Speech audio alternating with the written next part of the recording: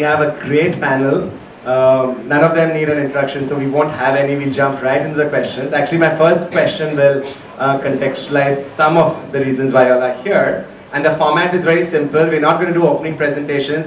I'm just going to throw a bunch of questions at our panel. They'll answer them, and hopefully at the end of which we'll be able to leave this open to the audience so that we can have a conversation amongst each other. So my first question to all of you is, each of you is here from a different space, right? Ambika, you're here from television. Aishwarya, you represent this old legacy media of print. And Malini, you're, of eponymous MissMalini, you're this new face of Indian fashion media. So where does editorial authority lie in today's world? And actually, secondly, is there a hierarchy between these three that we are, at this present moment, that we are fighting over? And finally, which one of you should be afraid of the other one on this panel? Like, are you afraid of her? Should you be afraid of her? Does TV play a role in this at all? So I'm just going to throw this open and see who wants to take this first.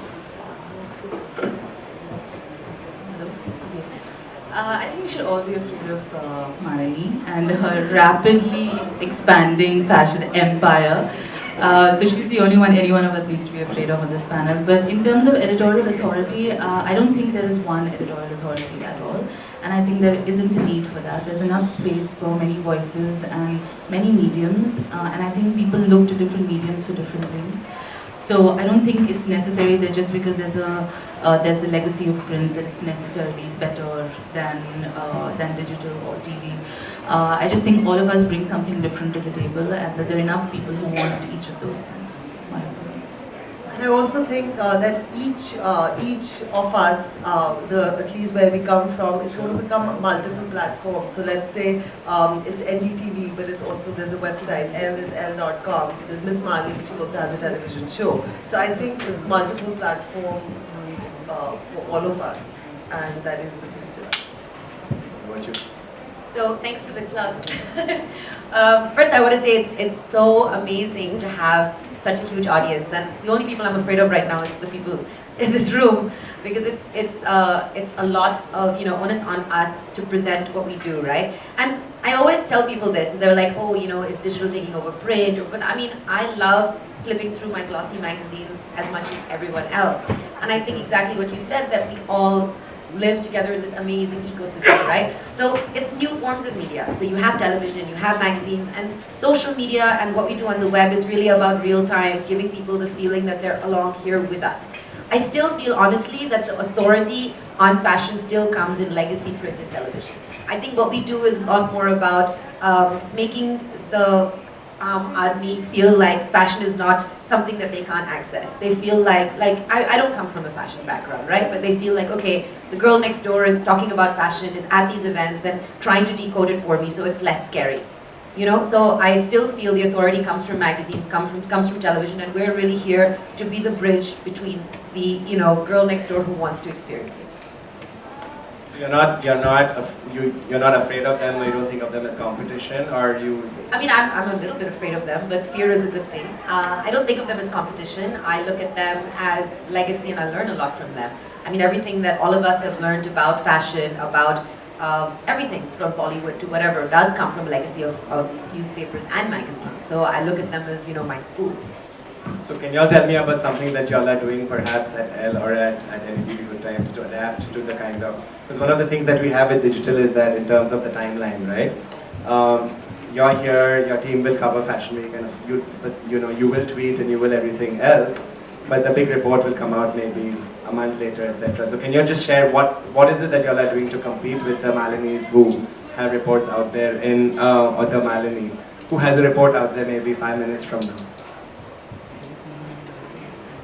I think, so yes, we all cover it in different ways, and we cover it digitally as well on ELLE, and we have constant social media updates because that is what people want. I think what Malini said is very interesting, that it is about, I think fashion magazines failed in a sense because we distanced people and we kind of made people feel like outsiders in a fashion industry that we all felt very part of. And I don't come from a fashion background either. Whatever I know about fashion is from working for 5 years at Vogue and reading a lot. But I don't have a fashion degree, so I approach fashion very much as the outsider. And I think that's what ELLE does as well, and we try to do that with all our media, to not make people feel excluded and to have more inclusive approach where we're just showing people that this is what fashion is and not talking down to them in any way. So that is how I think we've approached it. Yes, I think we do need the distance and time to think about and compile a proper report about the trends. I don't think it's possible to, I think you need a little bit of distance. It's not possible to immediately see the shows and say, okay, this is, these are the trends, this is what to look out for. We do some amount of that. Also, the great thing about digital is you can be a little, you can go more all out than you would with print. We're limited by space, we're limited by words, but with digital we can really cover a lot more, and I think that's what we're trying to do. So it feels like there's a lot going on constantly. Ambika, what about television? In a sense, it's stuck in between, right? You don't have that legacy of print. Neither the immediacy of digital. So how do you make yourself relevant? I think while we do have social updates all from fashion weeks all the time, I think what television does is what internet cannot do, and what even a magazine, although I love both, is that when you are sitting at home, you actually go to people's houses and you just have to switch it on, and you can experience television, fashion as a bonding experience. You could be sitting with your family, your friends, and you can analyze. It's almost like an activity rather than a magazine or the internet, which is more, which is a more independent activity. It's a more social activity, television, and we actually do go to people's homes, and the shows are also available online. So I want to ask you, just building off something that you said earlier about how everyone is a sense and everyone has a presence everywhere. In this new world, is there any space for institutional brands? Because the way I'm seeing it, y'all are all in a sense individual brands. So Ambika, your Instagram following is more than that of NDTV Good Times, for example. And you're known again online, maybe for you, and perhaps with Elle as well. And in your case, I mean, the whole empire is built on MissMalini. So are we moving towards a world where we take our own individual curated audiences with us across our platforms? Does that translate to the kind of spaces we work at? So, I mean, honestly, I did start the blog as on a whim, called it MissMalini because it would have been really odd to call it some random name that wasn't mine. But I think that for me, the plan initially was just to do a hobby blog, but now that it's turned into sort of a digital magazine, I'm very well aware that the reason I have that anime is because one, she's going to age a lot better than I will. And I don't want this to be a brand that's about me as an individual. Sure, it started like that, but as you can see, like Natasha and Marv, they're all sitting here with my team. They're like, they're the new generation, right? So I don't want to call them mini Malinis, but they're their own identities, and they are the future. And if you look in this room, there's so many fashion bloggers in a world where that whole industry didn't exist. So I'm very humbled and honored that we were able to pave the way for that. But I, in a sense, feel that everyone here who is a blogger, who is on social media doing that, is the next generation of maybe something that I began. So even though I am the individual and it might be my Instagram account, I'm very well aware that everyone here contributes to that, whether by liking it or sharing it, or as you can see them tweeting right now, furiously contributing to it. So it's really not about me. They help me become this identity, and yes, make me feel like a superstar. But if you see the TV show, like MissMalini's World, it's about each individual. Everyone knows their names, and they are the next generation. What about you, Aishwarya? Is it Aishwarya of Elle, or is it? Yeah, it is pretty much. Yeah, I don't. I don't have a big personal brand at all. My brand is very much tied in with the magazine, and I think that there have always been personal brands. There have always been individual brands. It's just now you have a number to it. So now you have so many Instagram followers, so many Twitter followers. But people have always been great personal brands, and forever. And I don't think institutional brands are going to suffer because of it. If anything, I think the two have a very symbiotic relationship, and I think they can bring to each other a lot. For example, an individual can take away the insularity that maybe an institutional brand suffers, and an institutional brand might make an individual need to think of more inclusive ways of talking to people. So I think it's a relationship that really works. In your case, between Elle and yours, what are the differences in terms of how you would say approach online, Aishwarya? Yeah. Sorry. How would you approach, say, a tweet or an opinion differently than say what the Elle official account meant? Well, I think I'm, in a lot of ways, my take on things does become the ELLE take on things. It's one of the great privileges of being an editor. I get to say what I like. But in terms of my, how I... that's, everyone's furiously tweeting that right now. I think my personal take on things tends to be a little more, annoyed or subversive than, than I can really be with ELLE. So I'm not a very likable person on social media, let's say. That's what I love. Ambika? What would Is you it, and can one separate NDTV Good Times from your brand? And how does it feel to be maybe more powerful than that, at least in this in the online world? I mean, I won't be arrogant enough to think that my brand is bigger than NDTV. So in the social media space, I mean, NDTV is a stronger brand than mine. Maybe a couple of more followers here and there, it doesn't really matter, but it is an institution. So. Okay, so let's go back to fashion journalism. All of you, in a sense, Malini, you spoke about your team, and all of you all have teams. We've seen in the past 20 years or so how much fashion journalism has changed in this country, right? I mean, so many changes. What do you look for now when you hire for your team? Are you finding good fashion journalists? Has that always been a problem, or has there never been a problem? If you're not finding good enough people, what kind of skills do you feel that they should have if anyone wants to become a fashion journalist and actually have a career in fashion journalism today, whatever platform they might want to follow? I mean, I only hire people who are really, really good looking. I mean, honestly, it's really about attitude. A lot of the people that I've hired have been off Twitter, off Instagram, because for me, it's really about people who understand the medium and they don't necessarily need to have a fashion background. So, which is why we're careful not to criticize or, talk about things that, in a way that we don't have the right to, right? But it's aptitude, right? It's intelligence. So for instance, like Marv had his own blog talking about fashion because and he has a grungy sort of dark side, as you know. But the way that he talks and the way that he decodes things, right? Or for instance, like Natasha sitting here likes to talk about beauty and just loves doing DIYs on herself. And that's really the next generation. So I don't look for people who may have all those, fashion, whatever they are, degrees and things. It's about, they have to have the right attitude, they have to have enthusiasm. Anushka has this great lines like, find what you love and let it kill you, which is now updated to find what you love and let it thrill you, which I'm much happier about. And just really loving what they do. So if you look around here, there's so many bloggers whose blogs I read who put up amazing pictures of themselves dressed up, and it's incredible that they've styled themselves and created this. So it's about attitude, it's about not thinking, okay, it's 6 p.m., can I run home now? And obviously, in my case, I need people who have those digital skills. So whether it's Photoshop or editing iMovies, I believe everyone needs to do everything in this fast-paced world. It is really, really hard to find people who write well, honestly.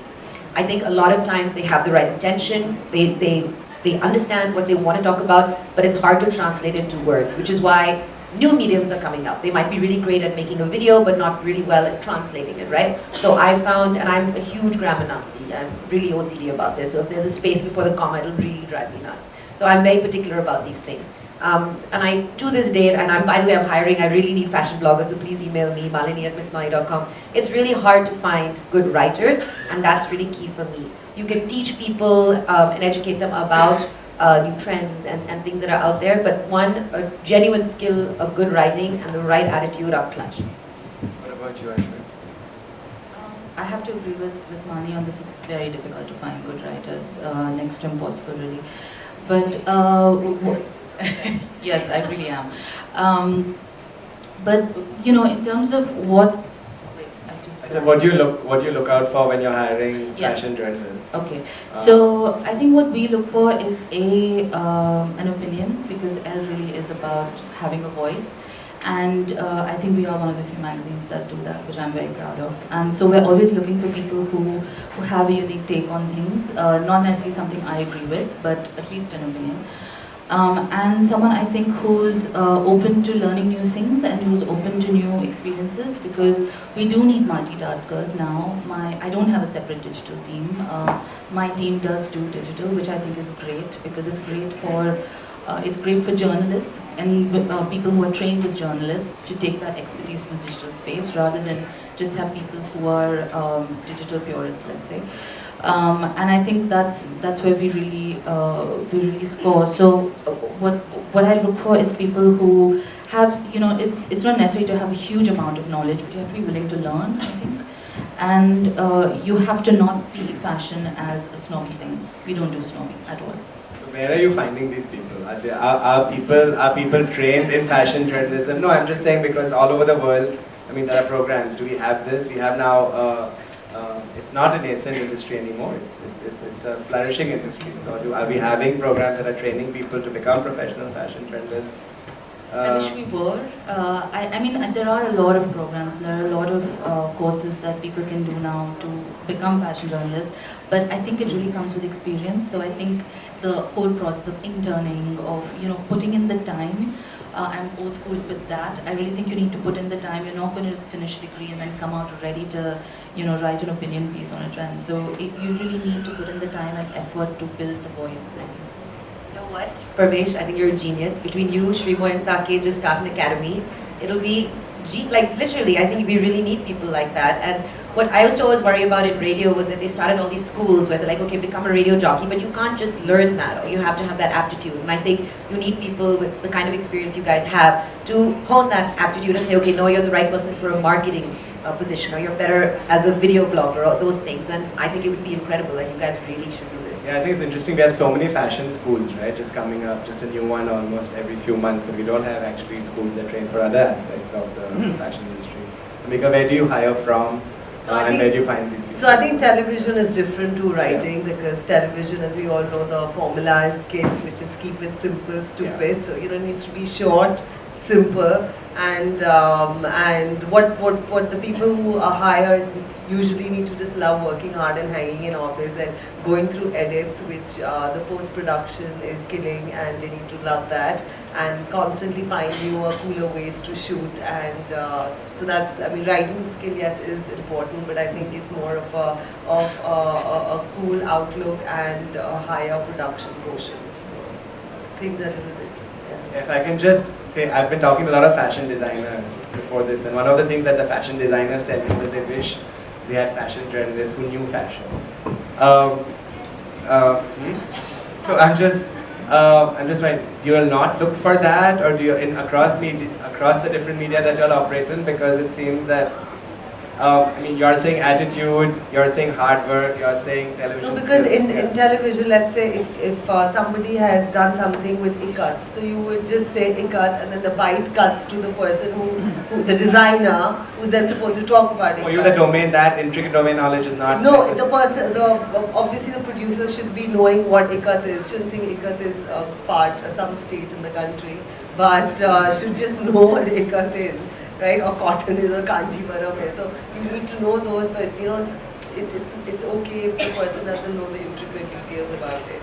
What about, say, feel like- for digital operation? I mean, honestly, it's amazing if they have that skill, right? But you'd be amazed at the kind of things that people very young have absorbed and seen.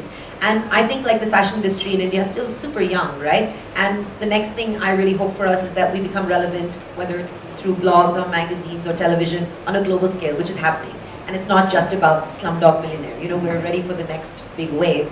And I'm amazed at what the young people in today's world have absorbed and can give back. And I mean, at the risk of sounding, like I don't respect the old generation of, people who learned journalism or fashion and stuff. I think things have changed, right? And the way trends are approached and the way people look at things, it needs to be decoded and presented by people that are relatable. And I think that just the way that, for instance, people write in a print, a newspaper or a magazine, that language needs to change a little bit so that it's approachable. And of course people it don't helps. need domain knowledge, and amateurs are actually getting this from their own. And are they amateur? I don't think I'd call Or- them amateur. I think that they have their own expression of it, and I think that the most important thing that you see such amazing fashion off the ramp here as well. So that shows you that they are teachers. We're all curators, right? Even if you are two Facebook friends, I mean, you still are curating for those two people. I have given up trying to find people who know fashion, and I think it's also a question of what do you call fashion journalism, which I think maybe should have been the first question that we asked. What is fashion journalism today? Are you talking about fashion criticism? Because There are maybe 2 or 3 people who can do that effectively today. It's no longer a question of does advertising affect editorial? It's a question of to what degree does it affect editorial? Because advertising affects editorial everywhere, and I'm talking about all magazines. So maybe the only truly independent fashion voices can be for newspapers. I don't know. There are even internationally very few voices that we really respect, that we look to, who are able to give an honest opinion of what they think of a fashion designer's work. And really which fashion designer, or for that matter any artist, takes well to criticism. It's not possible to work in this space with where you which is an ecosystem, you know, we are all feeding off each other, and be able to tell someone what you really think of their work. You know, no artist takes well to it, no writer, no filmmaker, and we haven't encouraged an environment of healthy criticism in this country anyway. So it isn't possible to be completely honest about what a designer, what you think of a designer's work anymore. So let's probe that further. Okay, let's. And both of what you raised, I think, are very, very important, and we have a bunch of people. So it's going to be exciting in the Q&A, right? You mentioned 2 things. One was a strong point of view. You said very few people have it, and then the second was perhaps broadly linked to ethics, where in a world with advertisers, designers, brands, other kind of, say, sponsor type stakeholders, how can you have ethics? So let's probe these 2. Why is it possible that so many years after having after celebrating, say, 15 Lakmé Fashion Weeks in a fashion industry which is so much older, do we not have a strong point of view, or do we not have ethics? Is it possible to survive in this industry with by having a strong point of view and perhaps having ethics, or is it just that you don't even survive? So if just to take that what you said further, which designer reacts well, does that mean that you then, I mean, who do you cater to? Do you have to, I mean, is it the designers' egos that you have to manage? Is it the brands? You always have to manage designers' egos, Correct. everybody's egos, that you work with creative people's egos. My ego, I'm sure people have to manage. I don't think it's entirely doable at all. I don't think it's possible to have a strong point of view, well, a point of view that goes against what people necessarily want to hear, and still be popular, still be invited to shows, still be called for designers to give you interviews. I don't think it is.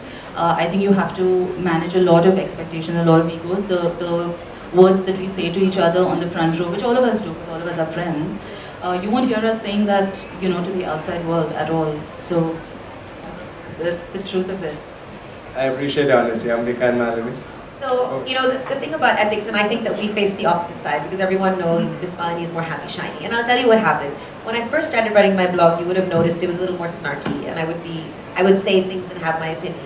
And what would happen is that I would get a response and someone would feel bad, and it wasn't that I was, oh no, now they're not going to talk to me. I genuinely felt bad that I made someone feel bad as a person. It really weighed on me, and for days I would feel sad, okay? And I was wondering why that was, and I think I started to feel the onus on myself that, listen, well, how am I criticizing someone? One, from a place of coming from totally different experience, and can I do what they do? So can I do what Priyanka Chopra does on screen? If I don't like what she did, but can I recite those lines, learn what she did, look how amazing, and do that?